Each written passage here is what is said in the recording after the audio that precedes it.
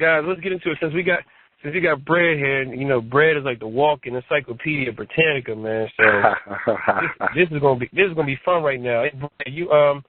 We got 4 fights. Well, not 4. We got really 4 fights, but we got 2 spar matches. That's from BJ. BJ said that Adamek and Klitschko are not really boxing matches. They're paid sparring matches, so they don't count.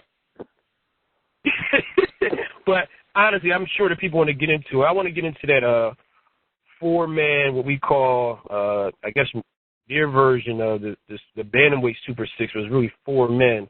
We actually have a 6 degrees of separation with each other. You know, Yanni Perez, and excuse me if I'm saying the names wrong, you can correct me, Joseph Abeko, what they call King Kong, Vic Darchinyan, and Abner Maris. So those guys are all fighting each other, you know, have fought each other in the past. You know, Yanni Perez versus King Kong, Joseph Abeko, they fought before, and Perez actually won the first fight. Vic Darchinyan fought Joseph Abeko before, and Abner Maris fought Perez before. So, you know, I'm going to get you guys' opinion for Perez versus Abeko. So, you know, Breadman, you want to start off first? You know, what's your prediction on this fight and why? We got a big weekend, so I know all the fight fans is happy about that. I like Abner Maris to upset Vic Darchinyan. I think he's going to outbox him, counterpunch him, and walk him into a lot of counter shots.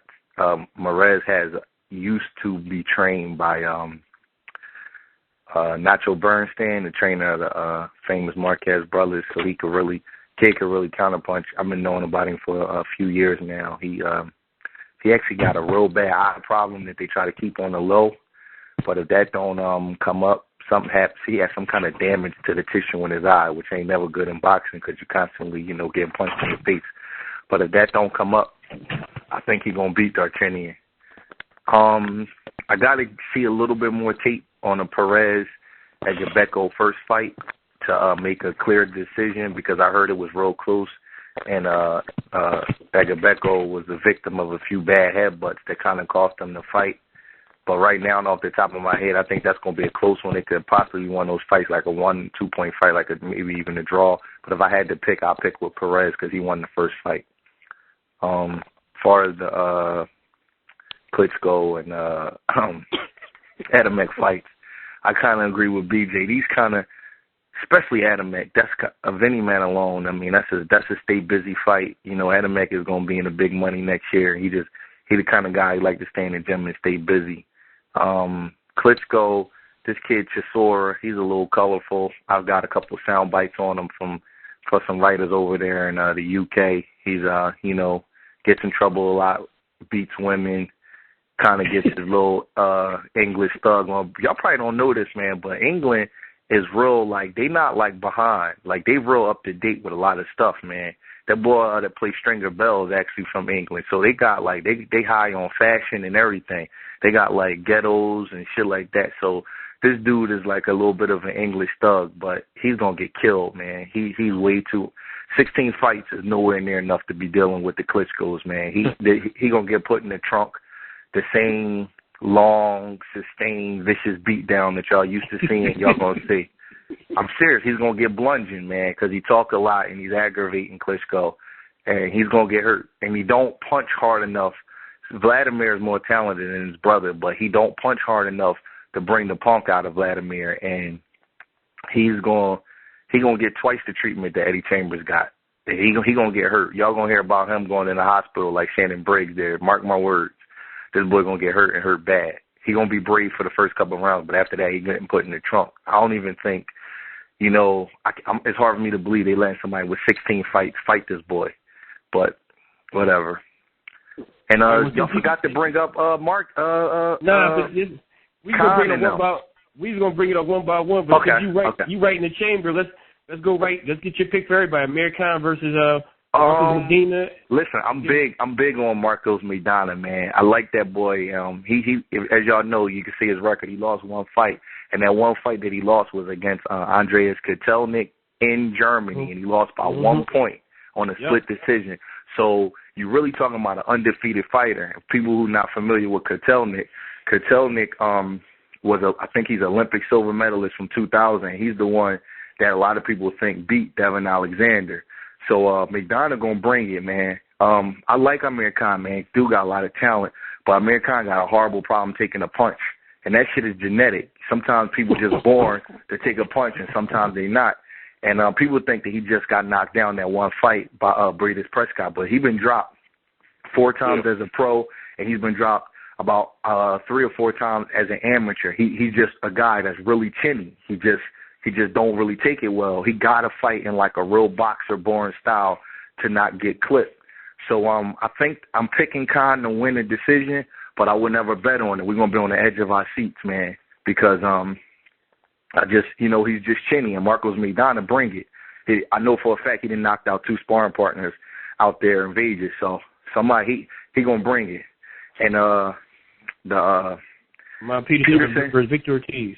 Yeah, man. Y'all had Barry Hunter on the show before, man, and I was like trying to I can't tell nobody what to do with their fighters because everybody, if the fighter win, then it's a good decision. If they lose, then it's not.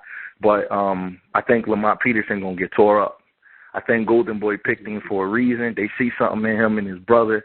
I just think he's gonna get tore up and tore up bad. I think Victor Ortiz is too heavy-handed, and I'm looking for, people think this a 50-50 fight, but I don't think that, man. These promoters, they don't they not into making their commodities lose, and I always bring up the business side. People don't like that, but that's just the fact. The boy already been exposed.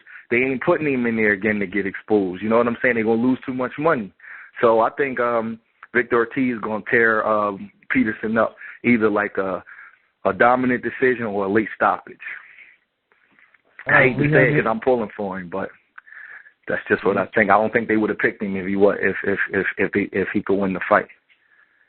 You heard it here from the Breadman. All right, well, we're going to get right into it. Coltrane. Well, as far as the bantamweight fights go, I don't really. Yeah, no, I'm here. I'm listening to Bread, drop science, and I'm gonna pick up kind of where you left off at with Lamont. I don't have anything to add or subtract. I agree with all his bantamweight picks and decisions, so I'm not gonna beat a dead horse with those fights. But I do want to chime in on this Peterson versus Victor Ortiz fight. Now, the only thing that I think Lamont got going for him, I think, far as boxing, I think Lamont's the better boxer, but I do agree with Brad in the respect that Victor Ortiz is a heavy-handed fighter, and he's an aggressive fighter, and Lamont, he likes to set his punches up patiently, and fighting a guy like Victor Ortiz, he's not the most technically sound guy in the world, but he is aggressive, and that patient setting your punches up earmuff style can be exploited very easily against an aggressive style. But I do know Victor Ortiz got quit in him. He's quit before.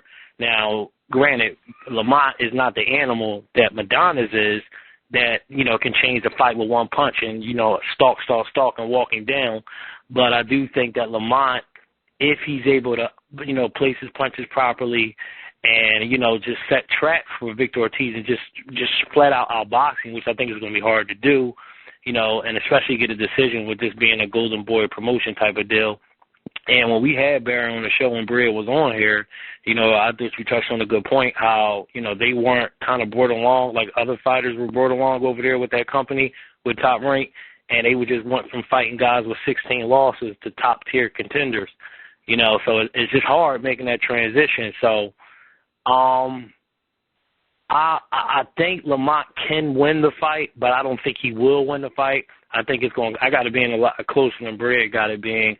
I think that I think Victor Ortiz is going to be in a 4 fight, but I think he's going to end up getting a decision in the end. I think Lamont realizes this is probably his last chance at stardom because a fighter like that, that's just a technical, sound type of fighter with 2 losses and don't really have a crowd-pleasing, exciting style, especially not really being promoted in a certain way.